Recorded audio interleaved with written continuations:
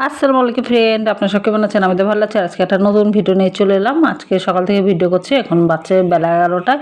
সকালে একবার চা খাওয়া হয়েছে, তা আরেকবার চা করলাম। আর একটা এই পাউরুটিটা ছিল, তাই ভাবলাম একটা টোস্ট করে নিই।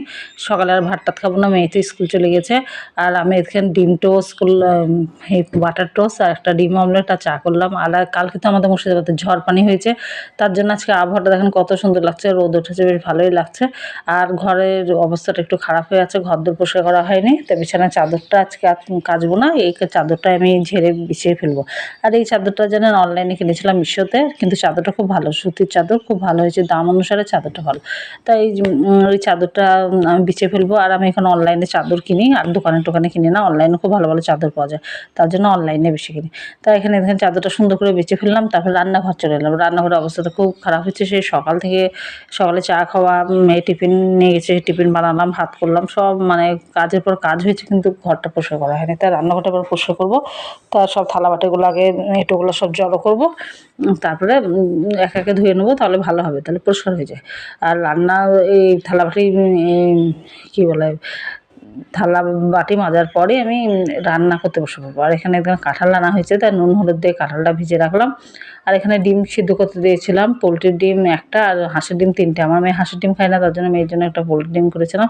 আর এটাই আমাদের আজকে তরকারি হবে। আর আজকে হাঁসের ঝোল করবো না, হাঁসের ডিমের ঝোল করবো না, ওই কারি, একটা মাখা মাখা যেটা হয় না ডিম কষা, সেটাই করবো। তাই মশলাটা এখানে কষে নিয়েছি, তারপর ডিমটা দিয়ে দিলাম। তারপরে যেমন করে কষা কষা করে তেমন করে করবো। আর এইভাবে কষাও ভালো লাগে। আর এখানে হয়ে গেছে মশলাটা, আর খুব সুন্দর হয়েছিল ডিমের মানে কষাটা, খুব ভালো লাগছে, একদম কষা হয়ে গেছে। আর এখানে কাঁঠালের সিদ্ধ করে নিয়েছি, তারপরে কাঁঠাল করার জন্য যে মশলাটা করে ফেলছি। আর আমাকে কাঁঠালের তরকারি খুব ভালো লাগে, আমি খুব ভালোবাসি, পছন্দ করি।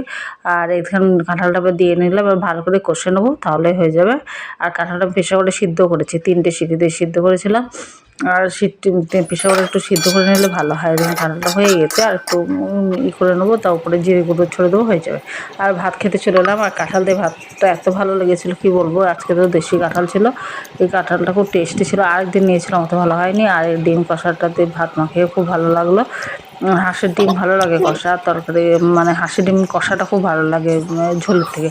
আর আজকে ভাতের তরকারি খুব ভালো হয়েছে। আর আপনারা কে কে কাঁঠাল খেতে ভালোবাসেন অবশ্যই আমাকে জানাবেন। আর আমার ভিডিওটা এতটা বেশি বাড়াবো না, বাই।